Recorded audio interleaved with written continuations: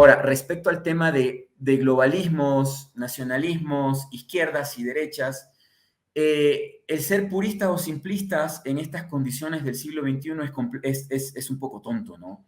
Yo creo que tendríamos que ir más bien hacia la teoría de lo complejo, ¿no? De los procesos complejos. De Edgar Morin, me parece, el filósofo que habla sobre, alguna vez tuve la oportunidad de conocerlo en la Flaxo, y vino a dar unas conferencias y tuve la oportunidad de conocerlo. Y él hablaba mucho sobre que el mundo no es simple, nada es simple, los humanos tendemos a hacer las cosas simples, pero es todo lo contrario. Hay una mezcolanza de muchas cosas. Y lo mismo, y eso es el mestizaje que nos hace a todos y la existencia en sí. Y decir que ya murió nació la izquierda y la derecha, reemplazado por nacionalismos y por globalismos, es tratar de desechar como el tema de los genes humanos, ¿no? Tratar de matar 23 genomas y dejar solamente los 23 que quedaron del padre o viceversa, o tal vez de la madre, ¿no? Nosotros en el proceso latinoamericano estamos viviendo un proceso propio de Latinoamérica, un proceso distinto al de cualquier país europeo. Ciertamente, como usted menciona en un video anterior a este, que creo que publicó el día de ayer, Europa tiene este concepto del eurocentrismo, ¿no? Ellos sí tuvieron esto del materialismo dialéctico, ¿no? La izquierda, la derecha, el centro, etcétera, etcétera. Y lastimosamente en Latinoamérica muchos de nuestros políticos pasados han estudiado, se criaron, se educaron en Europa, en Francia, España, Italia, Inglaterra, y vinieron trayendo esos conceptos, se volvieron políticos, crearon partidos políticos, inculcaron o produjeron estos partidos con esas ideologías europeas, izquierda, derecha, etcétera. Pero si nosotros nos podemos saber incluso la cosmovisión indigenista, por decir esa palabra en la América Latina, existe el indigenismo europeo creado desde Europa con este morbo del circo, ¿no? Decir, oh, usan ponchito, usan esto, comen cuy, etcétera, etcétera, que es más un circo, no es real. Y existe el verdadero acervo cultural que todavía sobrevive pese a la invasión europea, ¿no? Y ese acervo cultural se mezcla en las comunidades, el tema de la minga, el tema de la religión de ellos, de sus creencias nativas y también de cómo ellos conciben el mundo y el universo. Imagínese, profe, que en algún momento en mis épocas de investigación posterior a la universidad, en mis primeros años, yo descubrí o aprendí, conocí en las comunidades aborígenes en la selva amazónica que tienen poco contacto, poca relación con el mundo occidental, en donde no existía este concepto, por ejemplo, de los hijos del círculo familiar de pareja. O sea, toda la comunidad era una sola familia y ellos vivían, los hijos de unos eran los hijos de todos. Y cuando los hombres iban de cacería o de pesca o a cosechar, las mujeres todas se quedaban con las criaturas y las criaturas eran cuidadas de igual manera para todos. Y todas las criaturas eran hijas de hijos de todas las mujeres y de todos los hombres. No existía este tipo de rechazo como existe en otras especies mamíferas. En caso de las comunidades en la Amazonía, ellos tenían este concepto, ¿no? No existía el concepto de la propiedad privada, sino el sistema de la comunidad.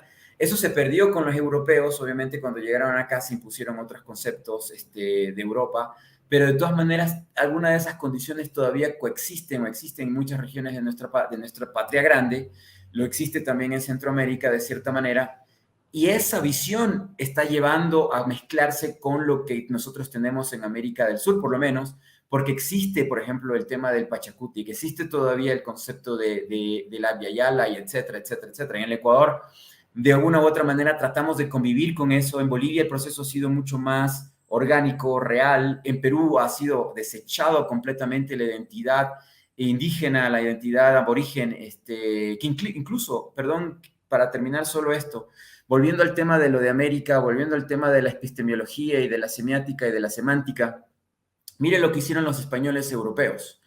Dos conceptos, dos frases muy bien utilizadas para destruir completamente la psicología de los que quedaron aquí. La primera, indígena, la palabra indio.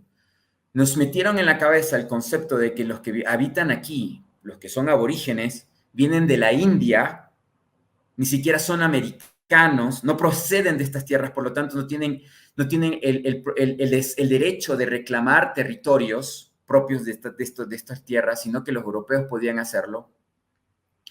Y con ese concepto de indio o indígena, que es una frase europea, le quitan completamente la identidad al de aquí, porque le dicen en la escuela, en el colegio, en la universidad, incluso he debatido mucho en universidades como la Simón Bolívar de aquí de Ecuador, en el caso de las maestrías, que es también latinoamericana, el concepto de que defienden esto de indígena. Y no.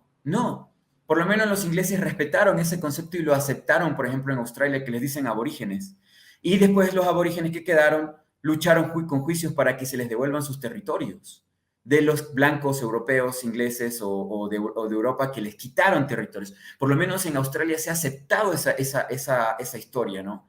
Y esa es la persecución que también tiene Manuel López Obrador en México, porque siendo mestizo, de apellido castellano, se podría decir, se atrevió a pedirle una disculpa al rey de España como herencia de lo que ellos proceden con respecto al saqueo y a la destrucción de los pueblos aborígenes, porque él es presidente no solamente de los mexicanos mestizos, blancos, norteamericanistas o lo que sea, él también es presidente de de todos esos pueblos o tribus que todavía no se han mezclado, que son aborígenes propios de lo que ahora se conoce como México, pero que provienen de culturas ancestrales, olmecas, aztecas, chichas, como se pueda llamar, para no cometer un error respecto a un nombre específico. Pero ese es el primer término, lo de indígena, ¿no? Lo de indigenismo. Quitarle esa identidad a la gente de proveniencia de ese lugar, de ese territorio. Porque usted, profe, usted nació en México, le pueden decir mexicano. Yo nací en Ecuador, a mí me pueden decir ecuatoriano, y donde yo voy digo soy ecuatoriano, además de americano. Pero el que es aborigen de aquí, le dicen de otro continente. Y es chistoso porque los europeos, españoles, que salen en programas de análisis, que son profesores universitarios, que han escrito libros, cometen el gravísimo error de cuando hablan de la India decir hindúes. Gravísimo error porque hindú es una religión, no es la procedencia o nacionalidad, pero ellos se sienten con miedo de reconocer un terrible error semántico, epistemológico, histórico, de no reconocer su ignorancia o tal vez algo premeditado, en no reconocer que los de la India son indios. Y lo de estas tierras, por ahora, nos llamamos americanos porque no tenemos una mejor palabra, ¿no? Y la otra es conquista, para terminar esto, la palabra conquista. Esta palabra erradica completamente toda la violencia y el genocidio que se hizo en América. Erradica completamente porque la palabra conquista trata de hablar sobre un tratado entre dos partes iguales en la que una le convence a la otra de una manera razonable ceder. Como cuando el hombre conquista con una pareja, conquista a la otra, como por ejemplo cuando se conquista un logro, cuando tienes una meta, cuando se conquista, por ejemplo, un título universitario. Tú conquistaste ese proceso, no violento. Pero al español a los españoles utilizar en América la palabra conquista, están quitando completamente la posibilidad histórica de hablar de genocidio, están evitando el término saqueo, como lo que pasó en Bolivia, en Potosí, donde yo estuve alguna vez trabajando, y así sucesivamente. La palabra, la destrucción cultural de estos territorios, ¿no? La falta de respeto, de empatía hacia los seres humanos que aquí en estos territorios existían y que fueron simplemente pisoteados, consumados y destruidos. Incluso yo tengo teorías de que Cortés, por ejemplo, en su invasión en los territorios del norte, Pizarro en los territorios del sur, ellos ya conocían el término guerra química, guerra bacteriológica, porque ellos premeditadamente cogían españoles infectados de enfermedades para que se mezclaran con los campesinos, los mandaban con los aborígenes, los enviaban a interactuar y a interrelacionarse, a dialogar como traductores, a los caciques, etcétera, etcétera, o incluso a violar y acostarse con las mujeres de estos territorios para pasarle las enfermedades europeas.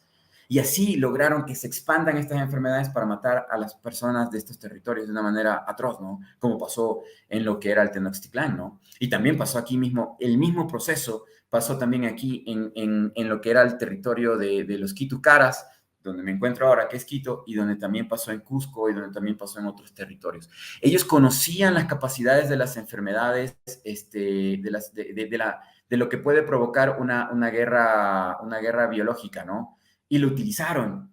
Entonces, nada tiene que ver todo esto con la palabra conquista. Eso nomás, profe, perdóname.